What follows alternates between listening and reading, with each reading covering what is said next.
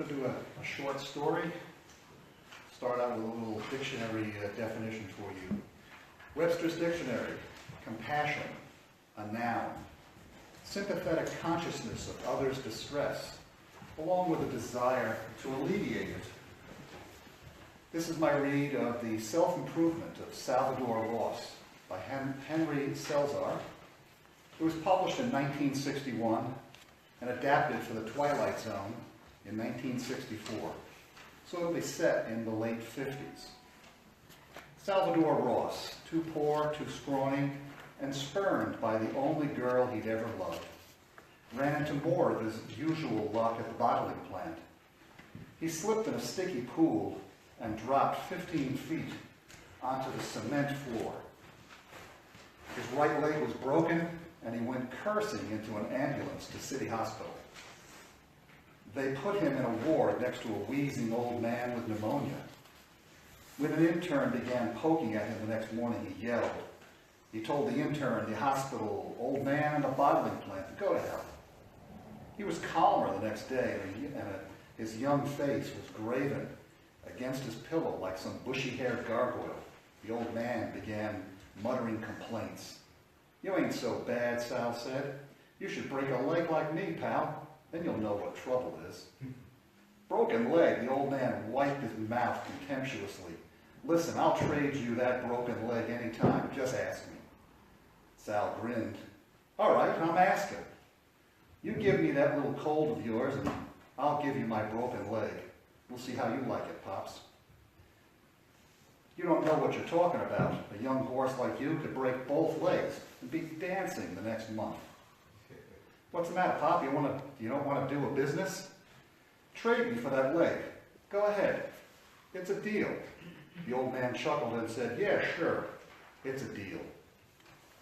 The next morning, Sal woke, thought there must have been a window open near his bed because he woke up with a hacking cough and a wheezing deep in his chest. The new symptoms took his mind completely off the pain in his leg, and when the intern came around to examine the splints and prepare the leg for setting, Sal laughed and coughed and told him that he thought the damn thing had healed itself. The intern took one look and hurried out. He returned 5 minutes later with a sour-mouthed, stethoscoped man in a grumpled gray suit. They did a survey on his leg, and the sour-mouthed one muttered something about faulty diagnosis. It was only after they left him alone that the old man in the bed next to him started moaning and complaining about his leg. Sal watched with interest as a new huddle took place. He knew the results even before the experts announced it. He laughed a bit to himself, remembering the swap they'd made. The situation tickled him all the more, and so much that he didn't even marvel over the mystery. He was just too pleased. The old guy was bitching more than ever, and Sal had proven his point. A broken leg is a hell of a lot worse than a lousy cold. It took another 10 days to get rid of the congestion, but he was fit enough to leave the hospital. His first thought on leaving was to see how much sympathy he might get out of that girl he loved. Leah Maitland was the prettiest girl in Sal's neighborhood. Sal had been hopelessly stuck on her since high school. She was too pretty for him. She had melted brown eyes and a figure that made cheap clothes look silky and expensive. She was too smart for him, too. She had a father who was a retired teacher. He wore a shawl on his shoulders like an old lady, and clucked whenever he heard Sal's crude speech. When Sal knocked on Leah's door, he hoped her father wouldn't even be home, but he was. "Leah's not here," he said. "She's at school." "School?" Sal blinked at the old man, looking stupidly at the tattered cloth around his shoulders. "She's taking a teaching course. Didn't you know? She'll be home in a little while, if you want to wait." "Never mind," Sal said. "Just tell her I was here. Tell her..." He stopped. "Tell her I was sick, but I'm okay now, and I'll call her soon." The old man frowned. His wrinkled and disapproving face drove Sal to lies. "Tell her I quit my job at the plant. Tell her I got a much better job, that everything's different now." "Different how?" "Just different," Sal said. "So long, Mr. Maitland. and he stuck his thumbs in his pants pockets and went down the stairs feeling so much better. He made one lie come true now. He telephoned the bottling plant and told them he was quitting. Then he went off to celebrate. At the bar, the bartender said, holding back on the bottle, "You quit your job." "Sure, Phil, I got money. Compensation coming from the plant." Phil, a fat, balding man with a religious medal clanking on a chain around his sweaty neck, grunted, and he poured the drink. He took Sal's dollar and put it in the register. Then as he took Sal's dollar, he made a ceremony out of punching the keys and slipping in the bill. Sal watched him and licked his lips at the sight of a fat pile of green. "I wish I had your dough," he said. Be thankful for what you got," a pious Phil said. "Like what?" The bartender considered the question, then he smiled good-naturedly. "Well, you got hair. It's more than I got." "You want the hair?" Sal tugged at the curly crop of hair. Kind of curly. Phil laughed, but Sal didn't. "No, I mean it. You want the hair? It's yours. You know what happened at the hospital. I traded an old guy for his pneumonia. He got my broken leg, and I got his pneumonia." "I hear lots of funny stories," said Phil. "What's the matter, Phil? You're big on the faith stuff. I tell you what, you give me the dough in that register, and I'm going to let you have my hair. Is that fair enough?" "Sure, it's a deal," Phil laughed. He mopped again. He mopped around Sal's elbows and went off to serve a beer down the bar. He came back and repeated it. "You give me the hair, Sal, and you can have it all." Just count it," Sal said. Phil's counting it, laughing the whole time. There was $108 in the wad. Before the evening was over, Sal had upped it again by $4. He got back to his room drunk.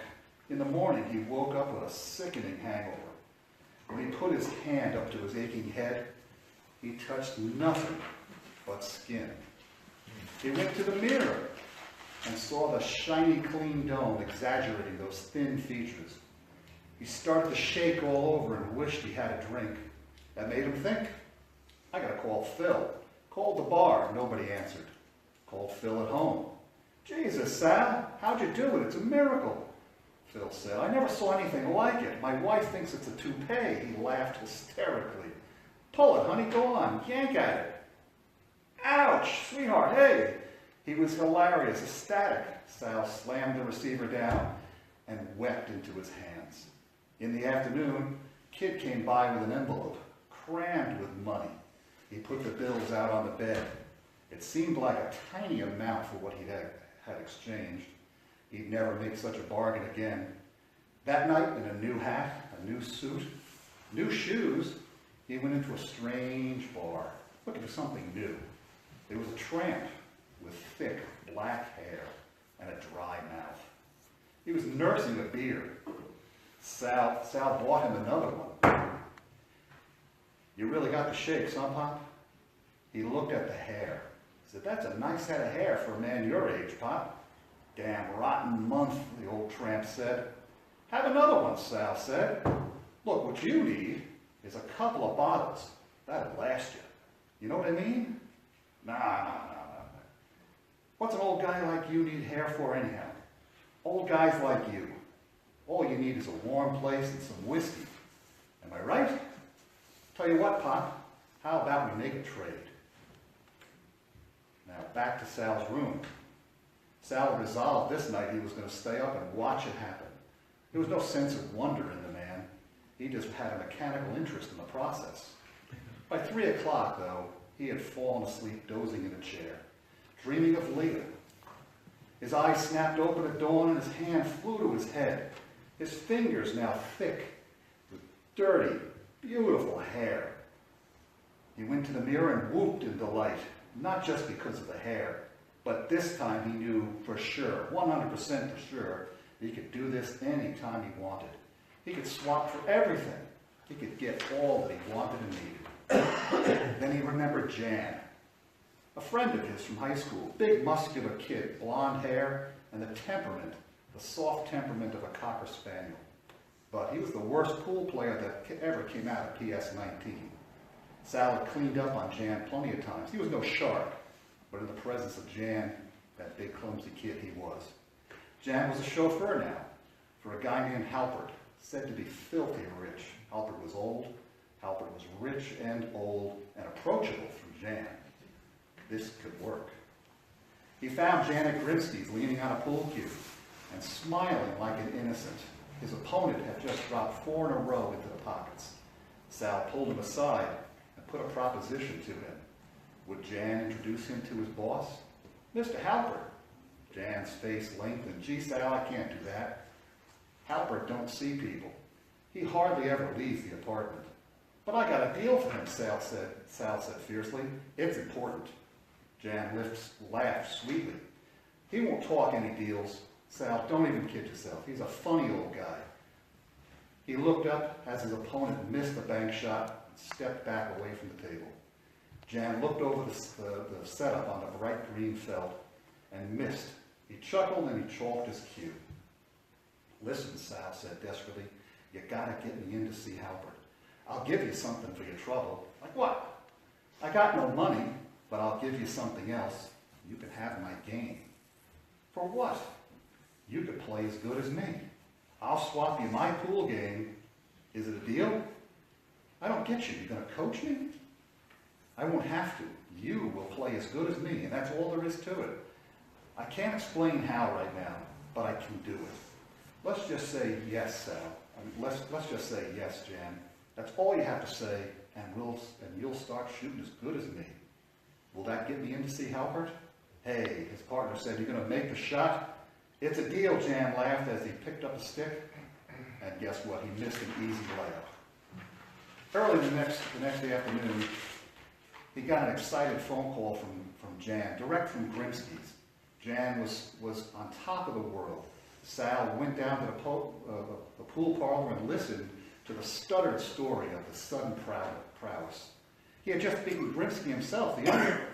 Baffled, he had offered and paid off a 3-to-1 bet on the game. Jan offered Sal a chance to play him, but Sal knew better. Didn't have his game anymore. Instead, he talked about getting in to see old man Halpert. 2 days later, the chauffeur picked up Sal in Halpert's shiny Bentley. He took him to the big apartment house on Lower Fifth Avenue. The car's interior made Sal choke with emotion, and so did the sight of Halpert's third-floor apartment. Halpert was in the library. There was a real fireplace in the room. This is the guy I told you about, Jan said. He doesn't look like any doctor to me. It's been cold in here today. Halpert said it contemptuously. He was a small, fat man with a mottled pink face. He wheezed as he talked, and Sal could see those tiny veins in his nose and his cheeks contract with every breath. When Jan left, Sal cleared his throat. Not a doctor exactly, Mr. Halpert. Is that what Jan said? What do you want, boy? I'm only here to make a deal. It's going to sound crazy, so don't throw me out right away, sir. How old do you think I am? What the hell is this, Halpert growled. I'm 26. How old are you, Mr. Halpert? Listen, Halpert said. No, wait a minute, sir. I don't care how old you are, Mr. Halpert. I mean, it doesn't matter. All I want to know is how much would you give to be like me? 26, I mean. Halpert's eyes moved quickly, darting about. He was afraid. Don't think I'm crazy, Mr. Halpert. I just want to make you a swap. You don't have to believe me. Not yet.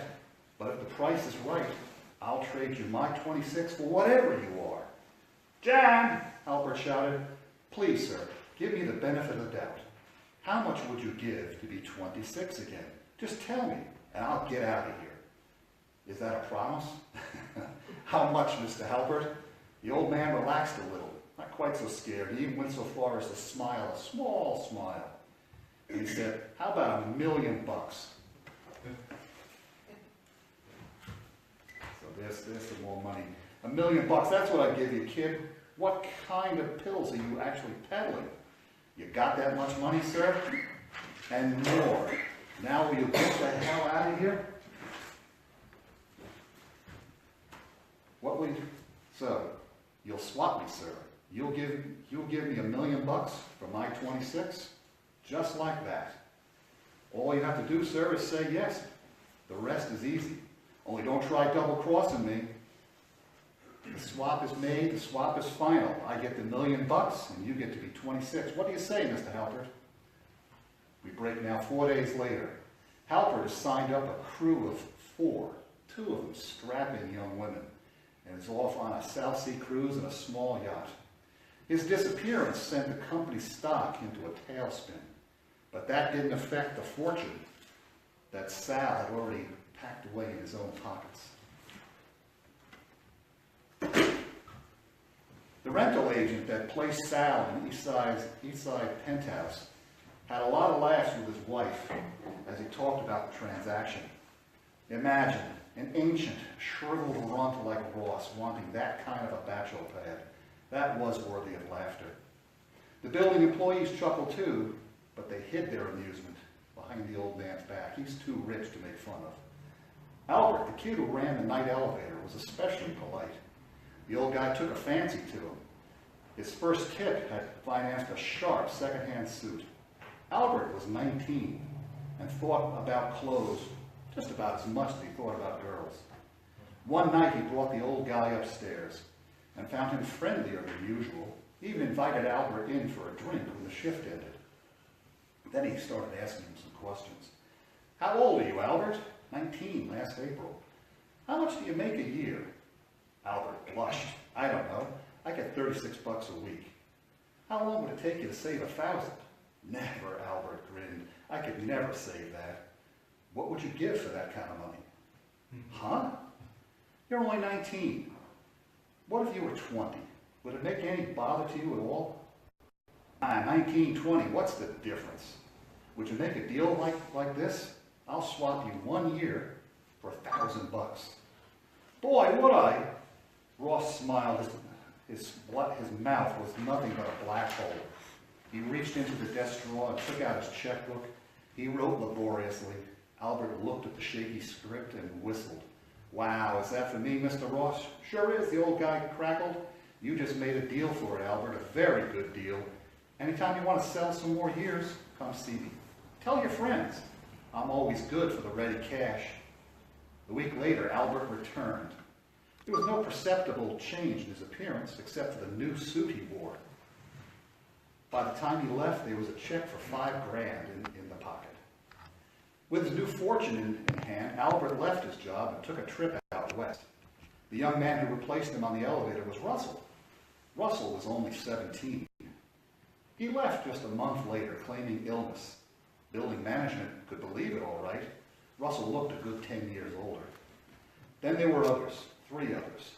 6 months later, Salvadore Ross stepped before a full-length mirror in the thick carpeted penthouse bedroom, and he was once again a 26-year-old man. He decided to pay a call on Leah Maitland on a cold afternoon in October. He found Leah's old man now in a wheelchair.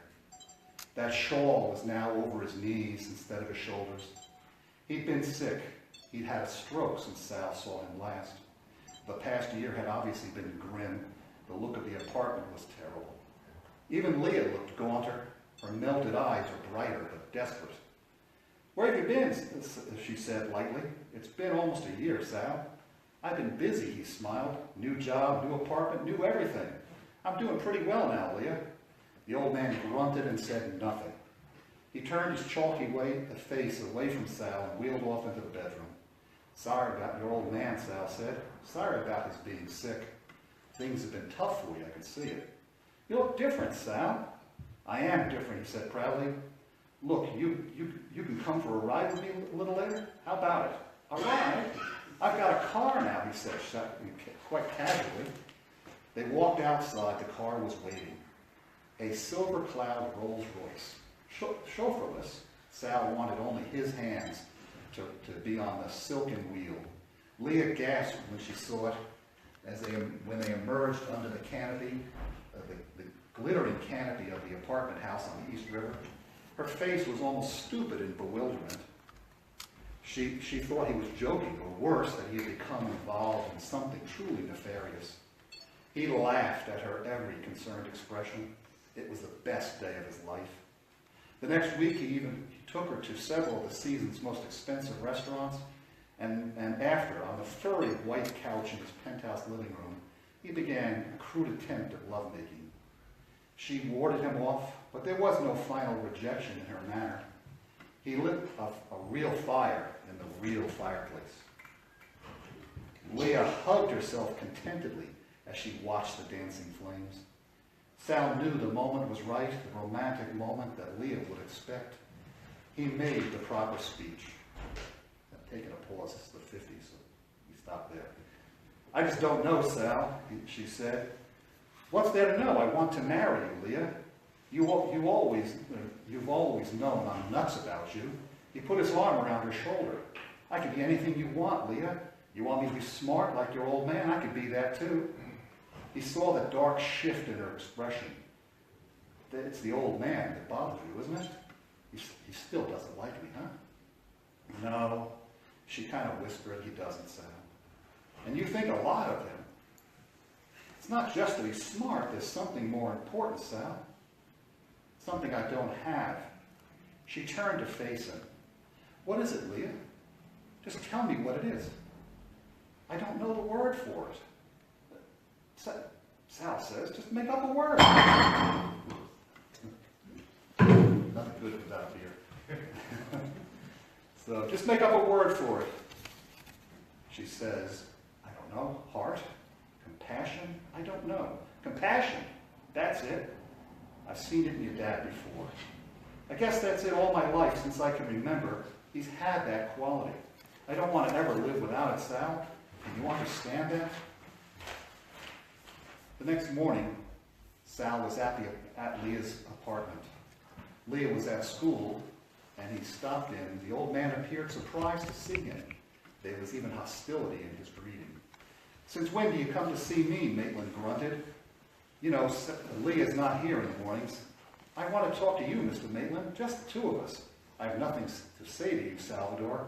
His face reddened. If it's about Leah, nothing at all. You know I'm a sick man, don't you? I don't have long for this earth, Salvadore. A few months, maybe weeks. I wouldn't want to leave Leah in the hands of someone like you. But you're wrong, sir. I didn't come here to talk about Leah. The old man looked perplexed. He must have been dreading a formal bid for Leah's hand. Then what is it? It's about you, Mr. Maitland. Maitland, look, I know you never liked me.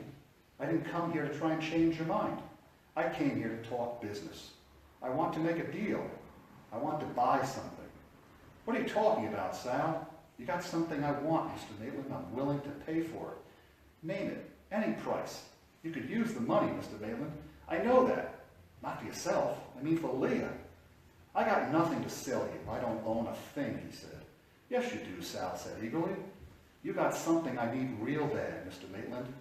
I don't know what you'd call it, but Leah calls it a compassion. What kind of crazy talk is this? Do you know what you're even talking about, Sal? I know. Don't worry a thing about it. A lot of people thought I was crazy when I offered them a deal like this, but I've done it all right. I've done it. Take my word. I've done great. You think you can buy a thing like that? Just pay for it like a dozen eggs? I know I can, Mr. Maitland. All you have to do is say yes, and I'll give you any amount of dough you name. Within reason. He added softly, within reason, Mr. Maitland, please. I think you better go, Sal, the old man said. I don't think you feel well at all, Salvadore. $100,000. How does that sound, Mr. Maitland? Do you think we can make a deal for that? You're really serious, aren't you, Salvador? I'll bring a check tomorrow. Enough money to take care of you for the rest of your life. The old man chuckled. All right. I don't know what kind of madness has gotten into you, Salvador, but all right. The next day, morning rolls around. Salvador Ross wakes up. He finds tears rolling down his cheeks. He brushes them away with his hand, and he looks with surprise at the moist fingers. What's he crying about? He shrugged, got out of bed, dressed slowly. He had breakfast, and the strange, sad mood persisted. What was this? The compassion he bargained for? This melancholy, the unwanted tears? He found himself looking at people out on the street with a strange sympathy for the emotions he saw on their faces. A bum hit him up for a handout. He found himself pressing a $5 bill into the dirty hands. A child was being scolded. He wanted to go over and comfort her. He thought of Leah, and his thoughts were now complex, more wonderful than anything he'd ever experienced. It was as if she was there with him right now, near him, loving him. He hailed a taxi. He went to Leah's apartment. Mr. Maitland! He knocked on the door, wanting to see the old man's gentle face, wanting to touch the hand of Leah's father. The door opened. Hello, Mr. Maitland. Sal grinned. Gee, it's good to see you, Mr. Maitland. Come in, the old man said. You brought the check?